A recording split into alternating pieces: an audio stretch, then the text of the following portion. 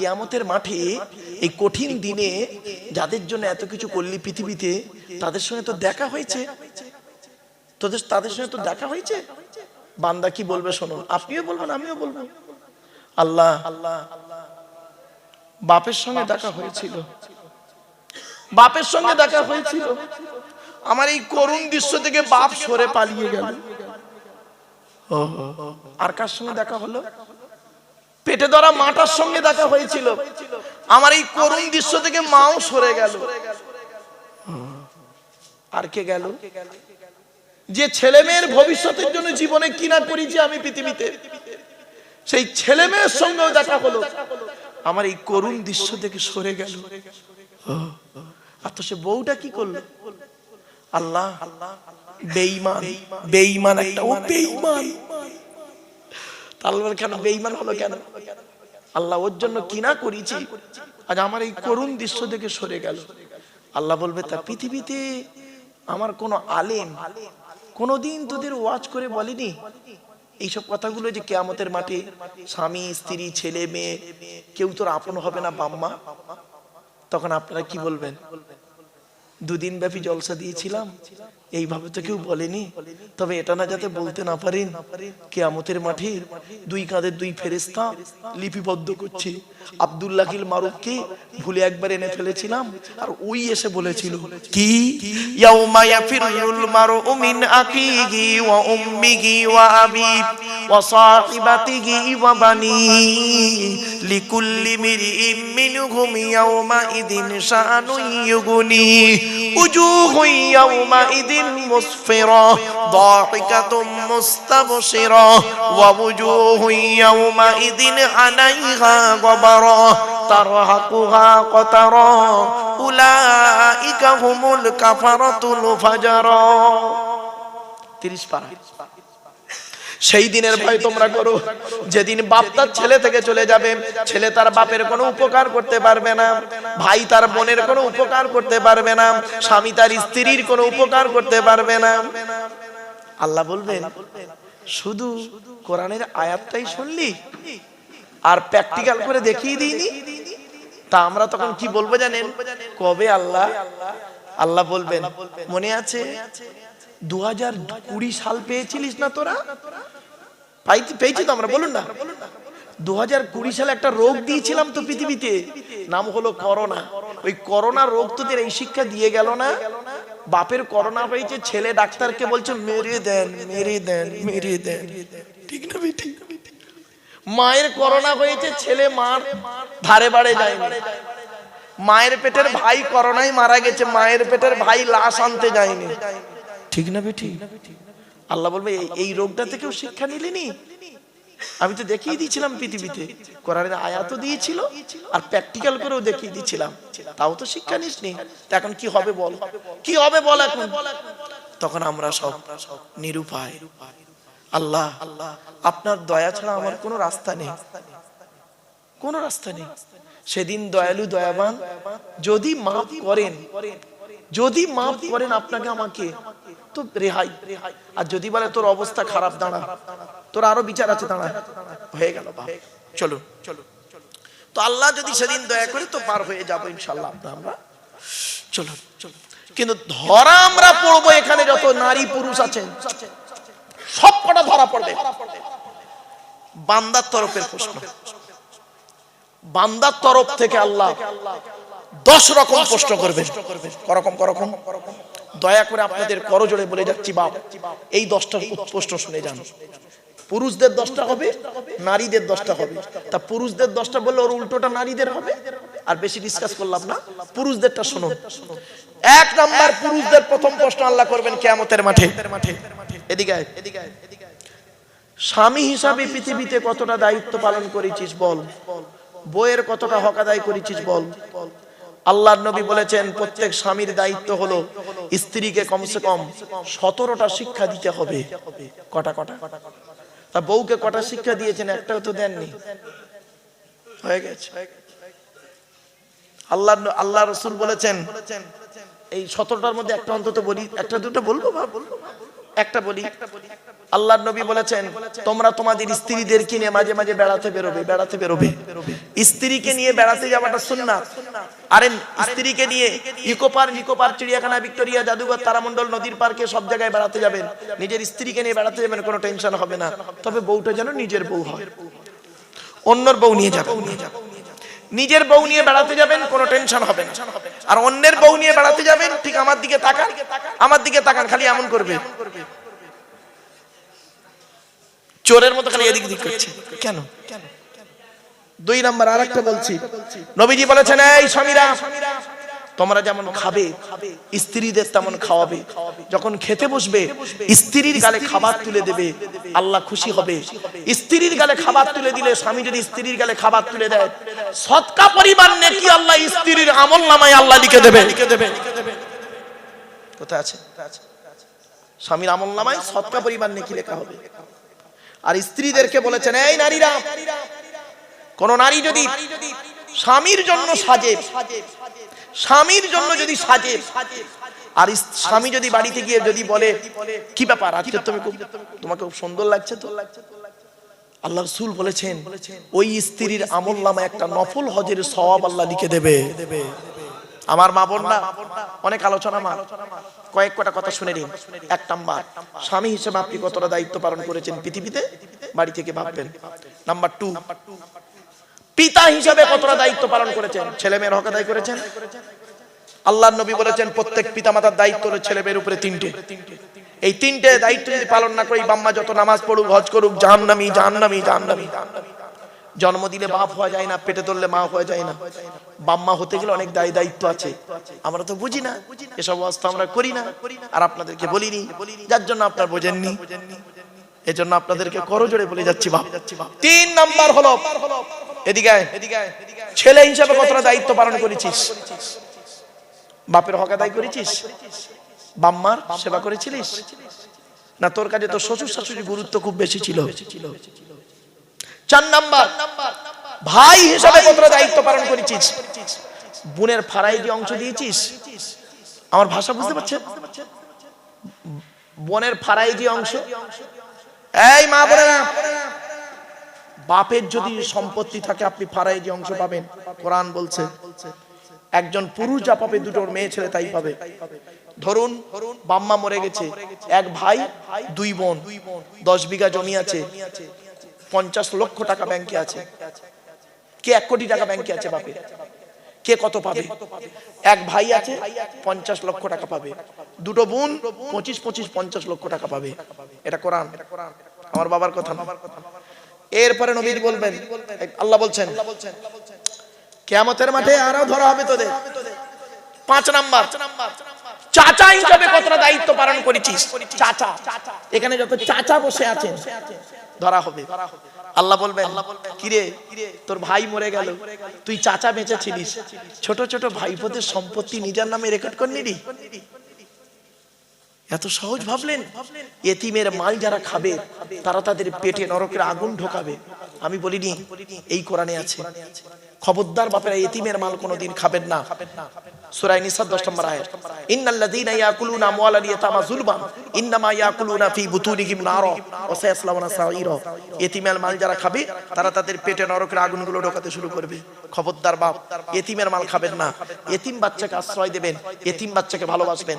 আল্লাহর নবী বলেছেন মান আওয়া ইয়াতীমান ইলা তুআমিহি ওয়া শারাবিহি আওজাবাল্লাহু লাহুল জান্নাহ।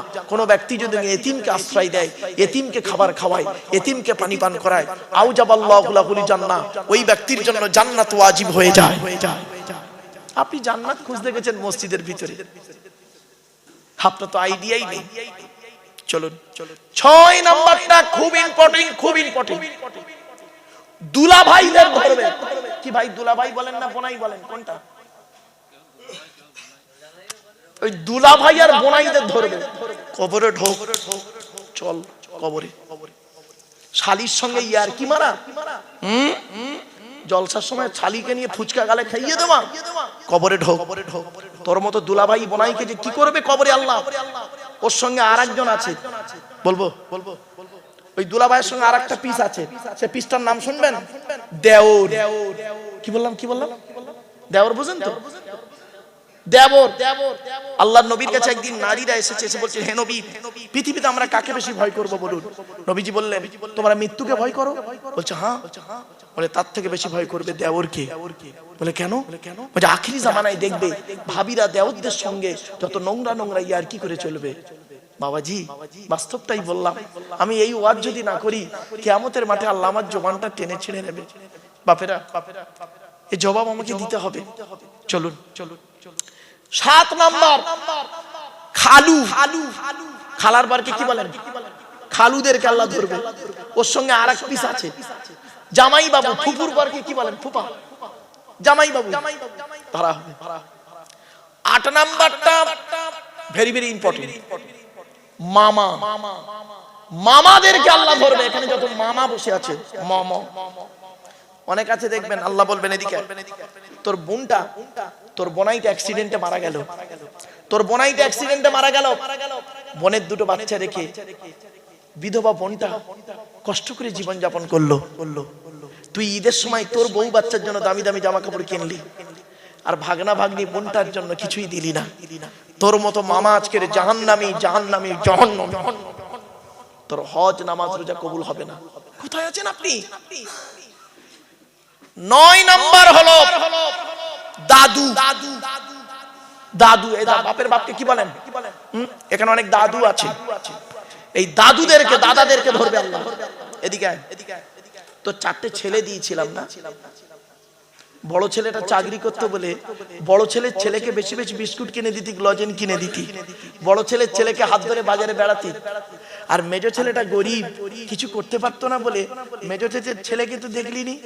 তোর মতো দাদু আজকের জাহান্নামী, তোর নামাজ রোজা কিছুই কবুল হবে না আজকে। 10 নাম্বার মারাত্মক ইন্টারন্যাশনাল পিস। 10 নাম্বার নানা। কি বললাম? নানা। আল্লাহ নানা গুলোকে ডাকবে, এদিকে এদিকে। তো 2টো মেয়ে দিয়েছিলাম। বড় জামাইটা চাকরি করতো, আর ছোট জামাইটা মাঠে খাটতো। বড় জামাইটা যখন তার মেয়ে বাচ্চা বউ নিয়ে আসতো তোর বাড়ি, বড় বড় মাছের মাথা, খাসির গোস্ত, গরুর গোস্ত, মুরগির গোস্ত খাওয়াতি না। আর ছোট জামাইটা গরিব, ও বেচারা কম আসতো। এলে তার প্রতি তোর গুরুত্ব ছিল না। তোর মতো নানা আজকের জাহান্নামী। বাবাজি, স্বামী, পিতা, ভাই, ছেলে, চাচা, বোনাই, দেওর, খালু, জামাই বাবু, মামা, দাদু।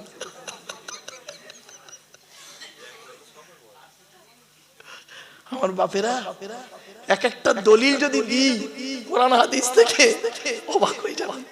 আমার বাপেরা বাড়িতে গিয়ে ভাববেন, আজকের বাড়িতে গিয়ে বালিশে মাথা রেখে এই হতভাগার কথাটা মনে রাখবেন, আর শুয়ে শুয়ে চিন্তা করবেন, আচ্ছা আমি কি দায়িত্ব পালন করেছি? যদি মনে হয় এই 10টা দিক আমার ঠিক আছে, সকালবেলা উঠে বলবেন ইনশাআল্লাহ, ইনশাআল্লাহ আমি জান্নাতি। আর নইলে মরণ পর্যন্ত চেষ্টা করে যাবেন এই 10টা হক যেন আমাকে না ধরে কিয়ামতের মাঠে। আমার বাপেরা, আপনি কি ভাবলেন? শুধু যদি নামাজটার নাম ইসলাম হতো, শুধু যদি রোজা রাখার নাম ইসলাম হতো, তাহলে এই কিতাবটা 22 বছর 9 মাস 14 দিন ধরে 6666টা আয়াত পাঠাতেন না। ছোট্ট একটা কাগজে আল্লাহ আকাশ থেকে খালি লিখে দিতেন আকিমুস সালাত ও সওম রমজান। এই 2টো কাগজ লিখে উড়িয়ে উড়িয়ে ছেড়ে দিতেন, এ তোরা নামাজ পড়া, রোজা রাখ, জান্নাতে ঢুকে পড়বি। বাপেরা, ইমানের কতগুলো ভাগ জানেন? ইমানের কোরআনে আছে সর্বাধিক 30টা, সর্বনিম্ন 5টা, আর হাদিসে আছে 70টা, টোটাল 100টা ভাগ। আমার বাপেরা অনেক আলোচনা দেখতে দেখতে অনেকক্ষণ মুখে ফেলেছি। চলুন বাবা একটু রাসূলের সামনে দাঁড়িয়ে একটু সালাত ও সালাম পাঠ করব। ইয়া নবী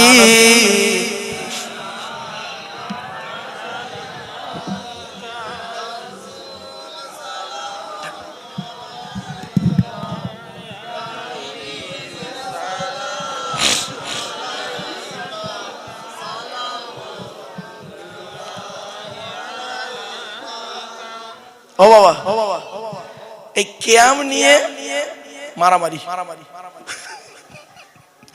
মৌলভীদের মধ্যে থানায় দরখাস্ত দিল।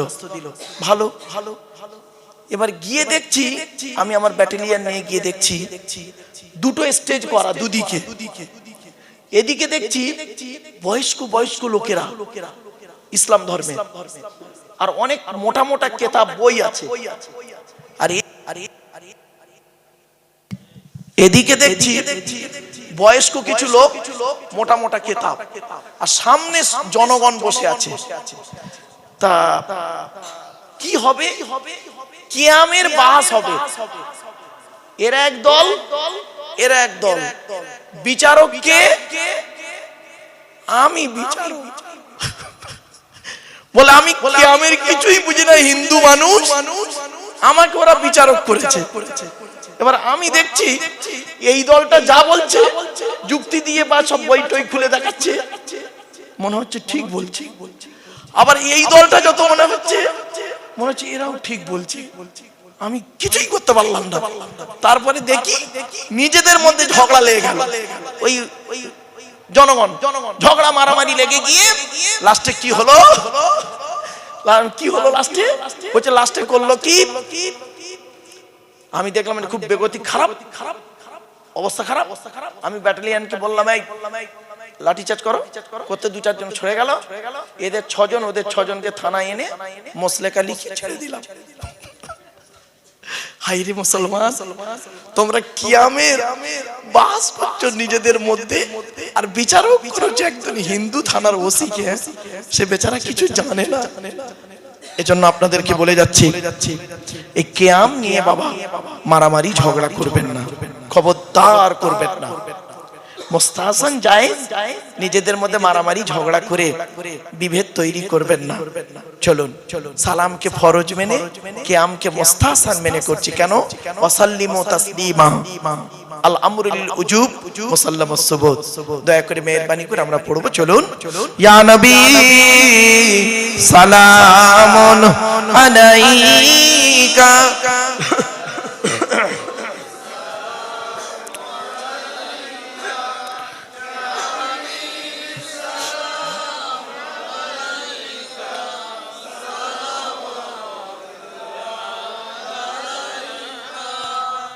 ইয়া নবী সালাম লাউ আমার, ইয়া রাসূল সালাম লাউ সাবার, ইয়া হাবিব সালাম লাউ এই জলসার আমরা যে নাদান গুনাহগার। ইয়া নবী ইয়া রাসূল সালামুন, ইয়া হাবিব সালামুন আলাইকা, সালাওয়াতুল্লাহ আলাইকা। সকলে বসে যান। ইয়া রাব্বি সাল্লি সাল্লিম দাইমান আবাদা আলা নবিয়ে খায়রে খালকুল্লি হামিদ। ভেজায়ে রব্বাই দরুদ ও সালাম দরগুজি দর নবী পার আপনা মুদাম।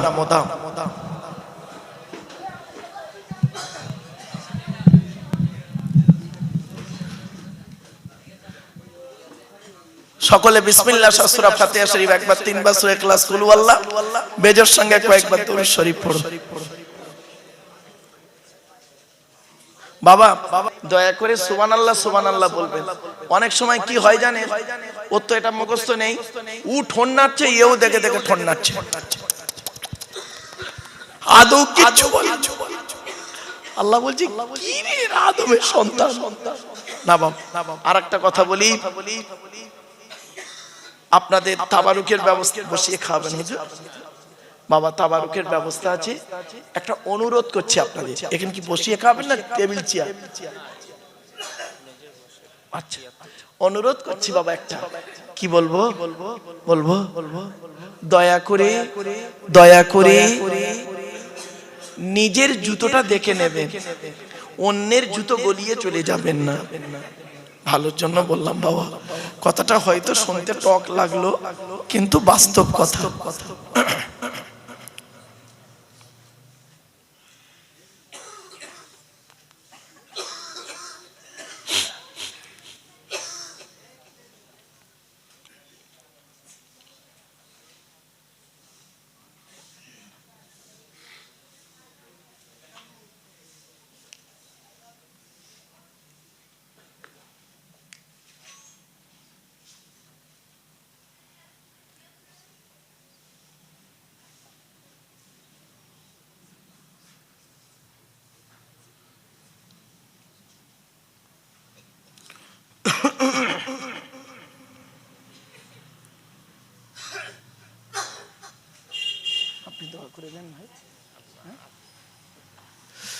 আমার বাপেরা, এতক্ষণ আপনাদের কাছে কথা রাখলাম, ভাষাগত দিক থেকে ত্রুটি হলে ক্ষমা করবেন।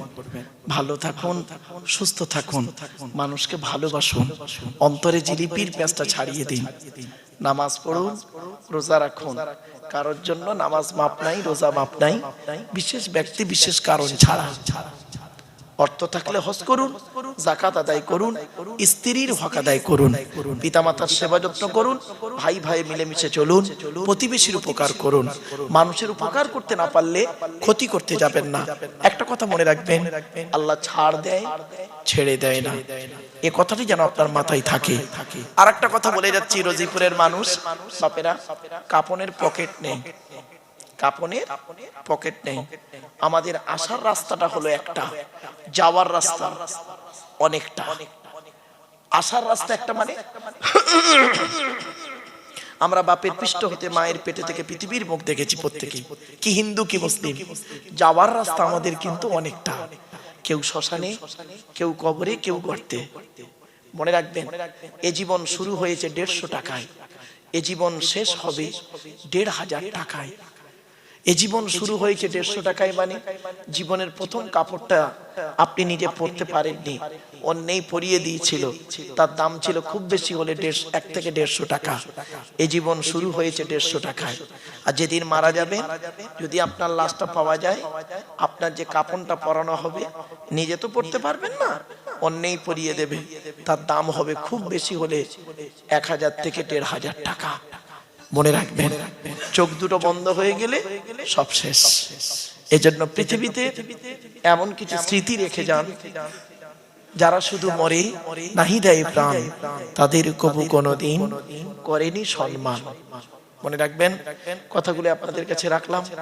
হিন্দু মুসলিম কাঁধে কাঁধ মিলিয়ে চলবেন, খবরদার হিন্দু মুসলিম কোনোদিন মারামারি ঝগড়া করবেন না। সৃষ্টিকর্তার আরাধনা উপাসনার পদ্ধতিটা আমাদের আলাদা হতে পারে। মানুষ হিসেবেই প্রত্যেকেই আমরা হলাম আদমের সন্তান।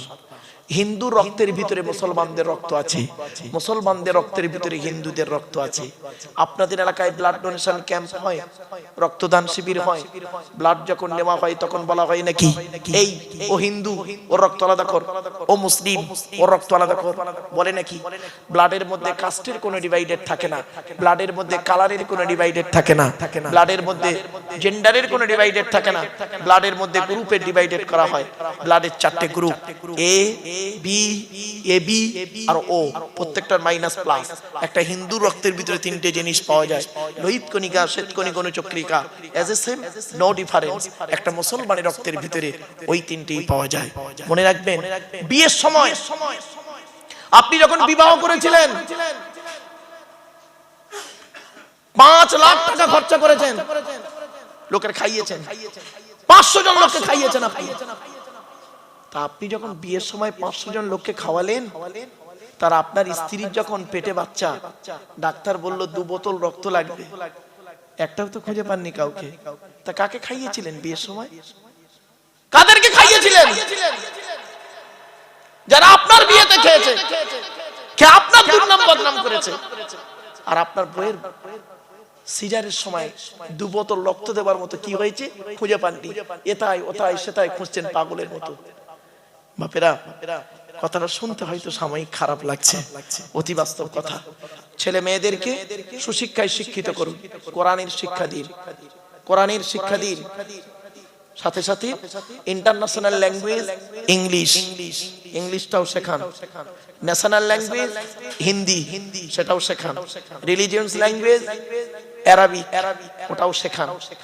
আর এই পৃথিবীতে চলতে গেলে বর্তমান বিজ্ঞান প্রযুক্তির যুগে কম্পিউটারটা মাস্ট, কম্পিউটারটা শিখিয়ে দিন, ব্যাস আপনার ছেলের ভবিষ্যৎ চিন্তা আপনার করতে হবে না, নিজের পায়ে দাঁড়িয়ে যাবে। জ্ঞানী গুণী বুদ্ধিজীবী মানুষ, অনেক কথা বললাম বিভিন্ন দিক থেকে। ভালো থাকুন, সুস্থ থাকুন, মানুষকে ভালোবাসুন। মা বোনদের জন্য, বিশেষ করে যুবতী মেয়েদের জন্য, এই গ্রামের যুবতী মেয়েদের জন্য একটা বার্তা আমার তরফ থেকে, কি সামনের দিকের পাটা ফেলবে সাবধানে, পেছন দিক থেকে পাটা তুলবে সাবধানে। যুবতী মেয়েদেরকে বলছি, পেছন থেকে পাটা তুলবে সাবধানে, সামনের দিকে পাটা ফেলবে সাবধানে। অর্থাৎ কোথা থেকে পাটা তুলছো, কোথায় ফেলছো, ঠিক রেখো। আবেগ আর বিবেক মনে পড়ছে মা? আবেগে এমন কোনো কাজ করে ফেলো না, বাম্মার মান সম্মান খাইয়ে দিয়ে তোমার লাইফটা নষ্ট করো না। মনে রেখো, তোমার জন্য সৃষ্টিকর্তা সেটিং করে রেখেছে একজনকে একজন, মনে রেখো। আর একটা হলো কি, মা বোন মেয়েদের জন্য আর একটা কথা, পাকাল মাছের মতো জীবন যাপন করো। পাকাল মাছ বুঝে আপনারা বোঝেন? কোথায় থাকে? পাকের ভিতরে। গায়ে কাদা লাগে না। পাকাল মাছের মতো জীবন যাপন করো মেয়েরা। কথাটা বাড়িতে গিয়ে খুব ডিপলি কথা বাড়িতে গিয়ে ভেবো। আসুন আমরা মোনাজাত করব, সকলে মোনাজাতে শামিল হবেন। আল্লাহুম্মা আমিন। ربنا ظلمنا أنفسنا وإن لم تغفر لنا وترحمنا لنكونن من الخاسرين ربي زدني علما ربي ارحمهما كما ربياني صغيرا رب العالمين। 2 দিন ব্যাপী কোরআনুল কারীমের মাহফিল, হাদিসের মাহফিল, ইজমা কিয়াসের মাহফিল আল্লাহ যারা হাজির হয়েছিলেন, হয়েছেন, হচ্ছেন, হবেন, কিয়ামতের দিন নাজাতের ওসিলা বানায় দেবেন আল্লাহ। 2 দিন ব্যাপী মাহফিলের বহু আলেম উলামা, জ্ঞানী গুণী বুদ্ধিজীবীরা বিভিন্ন দিক নিয়ে আলোচনা রেখেছেন। আমি অধম গুনাহগার, তেমন তো কিছুই জানি না মাবুদ। যা কিছু বলিয়েছেন, পড়িয়েছেন, শুনিয়েছেন, পড়ার মধ্যে, শোনার মধ্যে, বলার মধ্যে যদি কোনো রকমের ত্রুটি হয়ে যায়, গফফার নামের ওসিলা করে মাফ করে দিন। সওয়াব দিয়ে থাকেন বাবা